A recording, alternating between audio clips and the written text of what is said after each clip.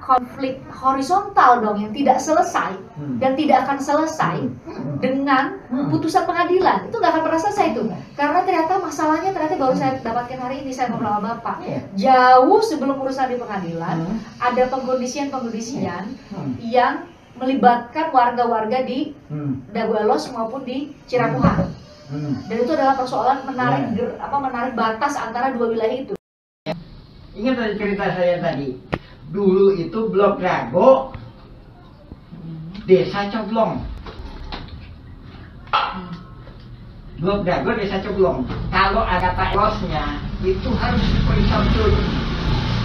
Kenapa, Pak? Kita kan bicara riwayat dulu. Tapi Pak, kalau dicari di Google, Dago Elos yang ada di Google ya? Itu mah udah dimanipulasi. Ini makanya saya nggak siapa itu Brigjen Arif kirim surat ke saya bilang, Bapak tolong direvisi isi. Saya datangin ke sana, ada ditemuin, Bapak kirim suratnya ke BPN Bandung. Wah, nggak berani saya tempur di sini. Kenapa, Pak? Tahun 2010 saya udah bikin surat. Kok Muller kok enak, bikin surat terima, biar jawaban. Saya bikin surat banyak ini serba pulang. Sama BPN? Alasan mereka apa, Pak, waktu itu? Sorry Pak, tahun berapa tadi Pak? 2010 ya? 2010, ntar ada Bu. Nah, itu, saya kan jawaban mereka apa Pak? Ada jawaban? Kan udah tahu dia. Ayo kita kumpul gitu, ayo pasukan kita kumpul yuk. Alasan dari BPN waktu itu apa Pak? Bapak, ini tolong dicek apakah ini punya Pemkot Bandung, ataukah punya gubernur, ataukah punya sana. Sana itu siapa? Pusat, pemerintah pusat. Terus? Ya kan? Gimana?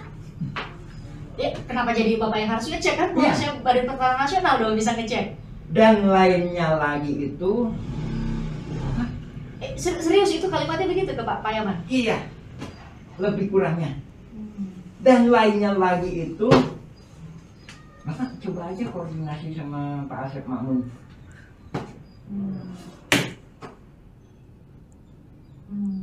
Ada hubungannya saya dengan Asep Makmun. Itu jabatan BPN? Warga-warga saya, ya kan?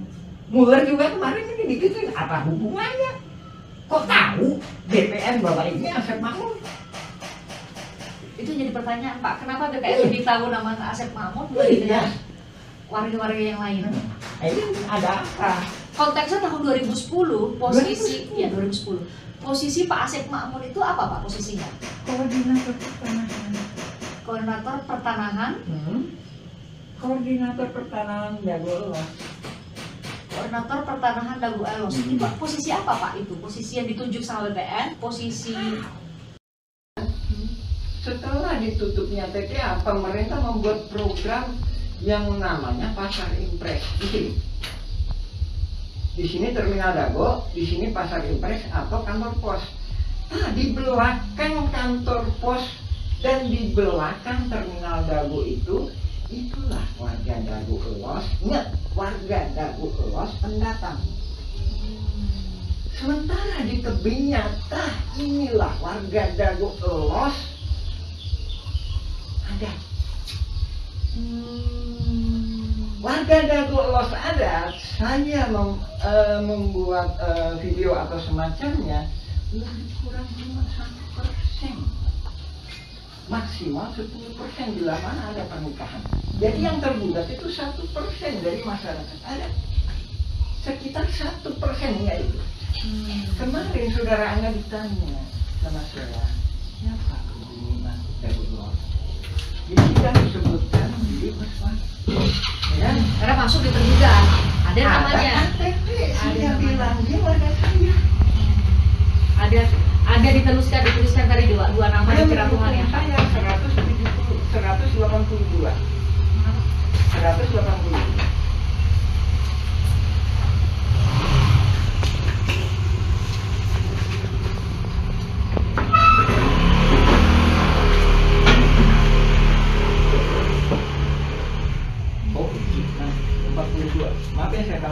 Suci itu yang meninggal itu ya. Jadi itu pembunuhan. Pembunuhan. Suci pembunuhan. Oleh siapa Pak? Oleh nah ini kita bukan mengungkap masalah itunya, tapi di mana ada masyarakat Cilapuhan dibunuh bayar 10 juta. 42 tadi. 42 ya. Jadi pembunuhan dan ini kayaknya Pak Didi Kuswara nih, yang ini Pak. Oke. Ya, Bu. Didi Ini Kuswara. rangkap 7 loh, Bu. Ini adalah berkas. Saya ini ya dengan kata lain kondisi darurat, Bu ya. Esok atau lusa saya akan perang. Nah, saya minta tanda tangan. Saya udah paham. Pak Yaman minta tanda tangan. Bu ya. Ini 2012. Ya. 2010 sampai 2012. Bapak minta tanda tangan nih, manual nih, nulis satu-satu. Hmm. Dalam rangka apa Bapak minta Dalam waktu itu? 2012. Saya udah paham bahwa mafia tanah ada di sini. Saya udah kirim surat ke Lurah Dago tahun 2007 itu saya kirim surat ke Pak Saburi. Nah, tolong ditentukan batas. Apa yang bikin Bapak nih? Kalau yang dilihat itu kan keluarga Muller ini kan baru gugat itu Pak 2016 ke Pengadilan Negeri. Bentar, masih panjang Muller. Bapak kok udah bisa mulai 2007 itu tahunnya udah mulai ada mafia tanah itu? Gimana ceritanya Pak? Sampai ini tahun berapa tadi Pak? Tadi tahun 2012 sudah minta tanda tangan. Ada kesepakatan, ini ada kesepakatan warga. Dilawan 6,9 hektar Bu, sedangkan ini coba Ibu ini berapa Ibu? Luas 10.000 ya? Lebih kurang 10.000 meter persegi. Lebih kurang 10.000 meter. Dilawan dengan 69.000 ya, kan? Benar? 9.000 karena 6,9 berarti kan hektar. ada sisanya. Kalau damai berarti gimana? Iya 4, sekian hektar ya. Berbagi kan? Berbagi kan? Ya kan? Berbagi antara yang sengketa itu ya. Betul. Di itu ada berkas lagi saya sebutkan 5.940. Tahun 1999 5.940 meter dilawan dengan 69.000. Kok bisa berubah-berubah angka? Otomatis kan berbagi. Sementara saya yang nggak tergugat, otomatis kan saya nggak bisa mempertahankan hak saya. Nah, tahun 2016 Bapak nggak jadi tergugat itu di sini hanya ada nama Dede Kuswara, hanya ada nama siapa satu lagi Pak? Pak Banyak. Apudin, betul ya? Apud Sukendar. Apud Sukendar. Ya. Nama Bapak nggak ada saya lihat itu kenapa Pak? Nah ini, saya katakan ini cuma 1%-an. Bapak nggak diajak? Jadi ini gitu, ini ada di belakang mulut, ada. Kita yang mention awalnya, gugatan Muller itu tidak ada. Yang ada itu kolusi mafia tanah saling gugat. Iya. Kalau gugatan itu saya menggugat Anda, tapi kalau koalisi, gimana yuk kita kerjasama? Kamu saya gugat ya, gitu. Itu kolusi itu gitu Bu. Ya, kamu saya gugat, ya. Kamu bikin daftar siapa aja yang digugat. Pak Yaman, kalau dengar penjelasan Pak Yaman berarti nama-nama tergugat yang di Pengadilan Negeri Bandung itu semua bagian dari mafia tanah dong. Nah, ini itu terbagi beberapa. Saya membagi secara globalnya, ini nggak dibagi sama BPN. Saya membagi secara globalnya dulu 4. Pembelaan terdiri dari 4 hal. 1. Pembelaan kantor pos. Ya. 2. Pembelaan terminal Dago. 3. Pembelaan Mina Saragi. Mina Saragi di sebelah mana Pak? Di mana? Di sebelah mana? Ntar ada tergugat itu ntar dikasih. Jadi nama itunya tuh Mina ya. Saragi, Mina atau Saragi. Kami punya nama-namanya kami udah ngambil di download tuh Pak, nama-nama penggugatnya makanya. Bu, tergugatnya. Nggak ada Bu, nggak ada. Harus dari PN negeri Bu. Oh. Jadi kalau itu nggak bisa, nggak akan bisa. Kenapa nggak bisa Pak? Nggak bisa. Jadi untuk mengungkap fakta ini harus dari yang putusan pengadilan. Nah, masalahnya di Direktori Putusan Mahkamah Agung, Pak, Ya. itu hanya ada pengadilan tinggi, saya buka ya. Pengadilan tinggi banding, putusan banding, putusan kasasi, sama putusan peninjauan kembali, Pak. Kalau kami klik di hapus. Nah, makanya ini kalau saya kami jelaskan. kalau kami klik, Pak, di Direktori Putusan Mahkamah Agung nggak ada lengkap. filenya. Nggak lengkap. Nggak lengkap kan? Nggak ada filenya, Pak. Nggak lengkap. Iya, makanya ini saya ini. Kalau di situ saya nggak bisa. Nggak bisa. Apa bedanya, Pak, antara Nggak bisa. Nggak putusan saya. pengadilan Ini udah acak-acakan itu, Bu. di putusan pengadilan tinggi sama pengadilan kasasi, Udah acak-acakan. SMA sama Udah acak-acakan. Saya bisa ngejelasin bahwa evolusi mafia tanah. coba Ini. gimana, Pak? Oke. Udah gitu kan? Itu tadi pembelaan kan 3 kan? Ya kan? 1 lagi ya, 4 ya. Inilah, disinilah ya kelompok jaringan mafia tanah. Ya, terbagi lagi. Ada 2. 1 nggak paham riwayat, Angga gitu. Angga, Aima, pribumi sama siapa? Yang bisa jawab. Siapa sana itu di mana ada Goelos? Hah? Angga koordinator warga dengan LBH. Jadi Ini Komisaris PT Batu Nunggal. Ya. Coba tanggal berapa itu? tanggal 5 Mei 1992.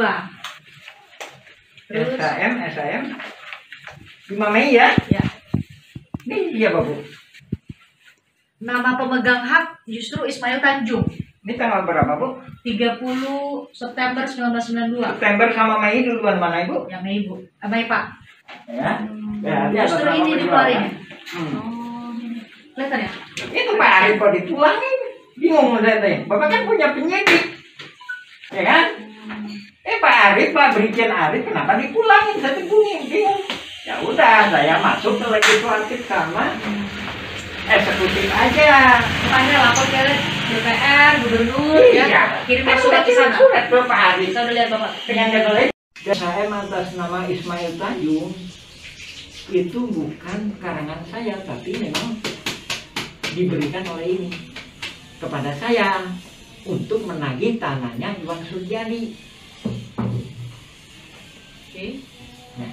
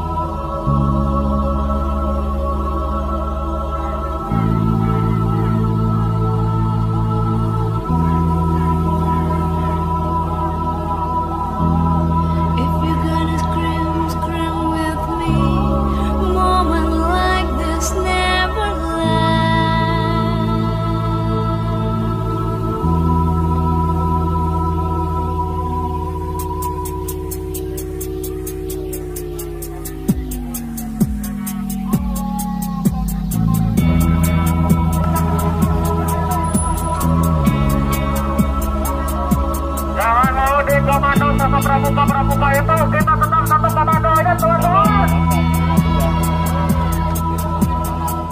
A'udzubillahiminasyaitonirrajim. Bismillahirrahmanirrahim. Assalamualaikum warahmatullahi wabarakatuh.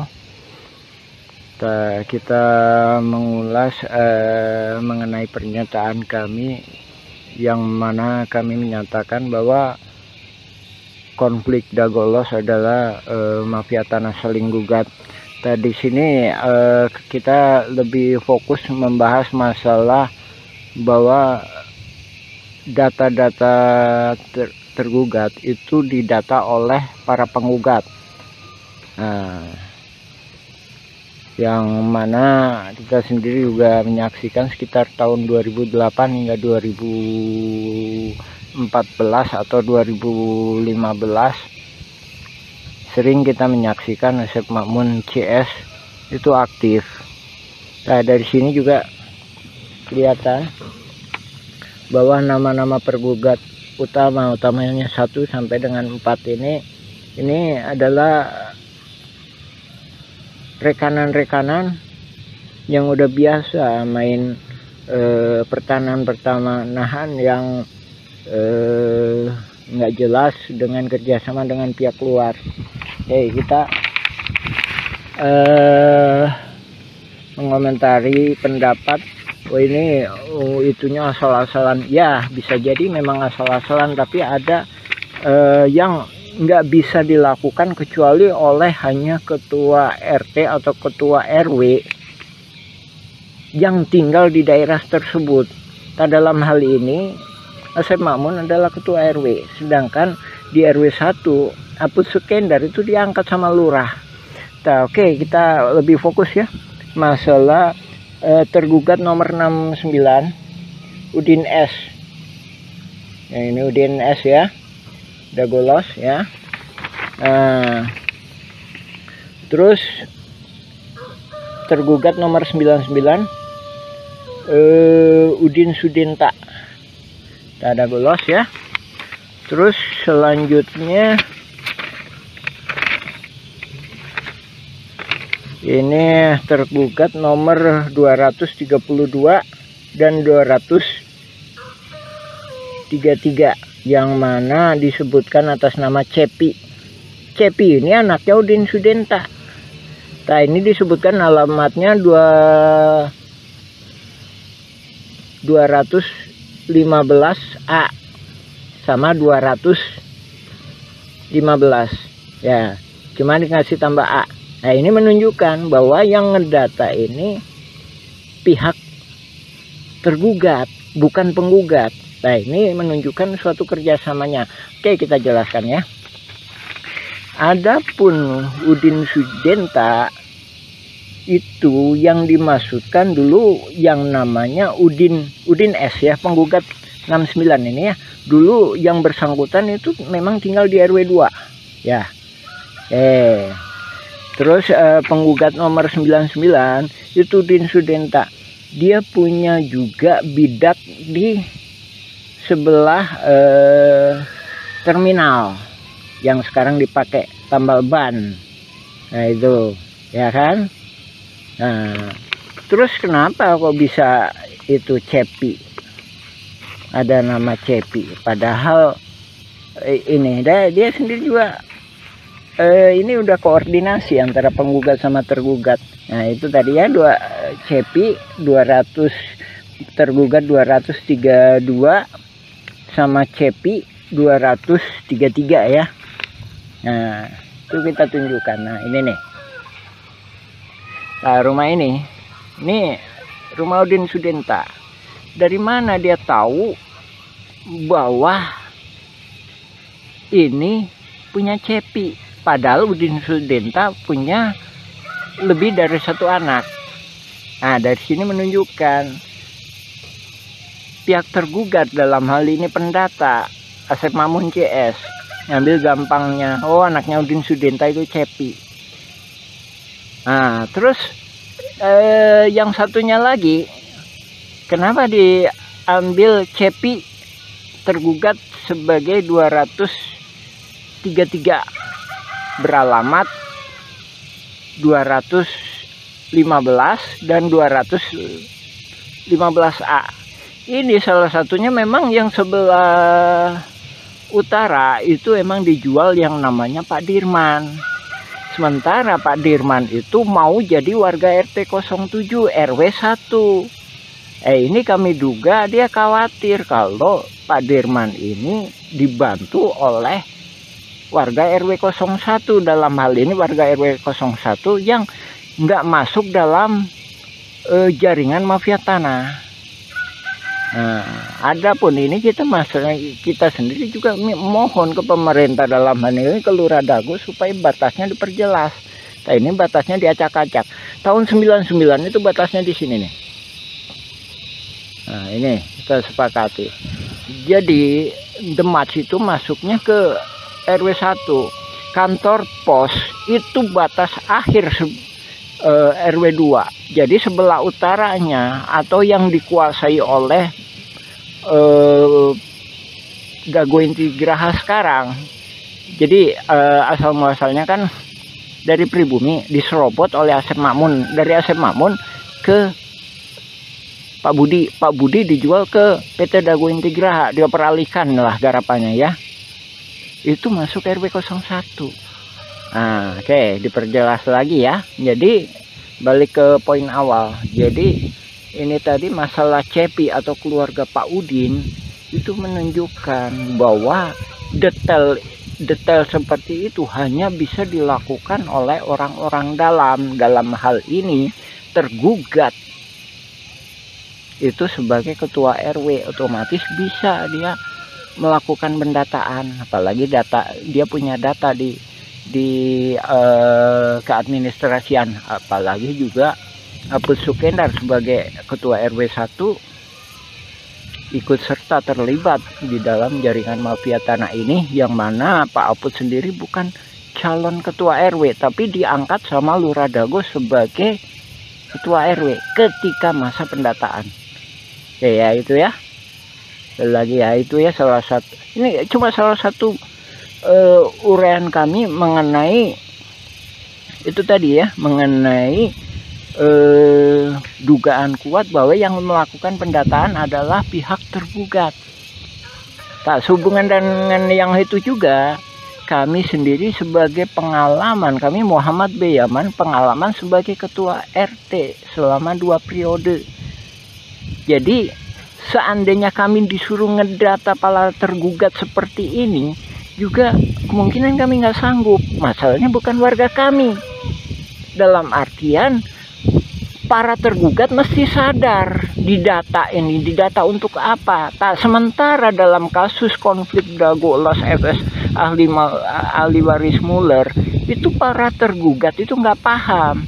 Nah di sini korelasinya ya Pak ya, Ibu, Bapak, alhamdulillah. Silakan cek informasi dari kami, baca blog kami Nawisan Kurma atau YouTube Nawisan Kurma, silakan mengenai keterangan kami lainnya. Ya demikian, assalamualaikum warahmatullahi wabarakatuh.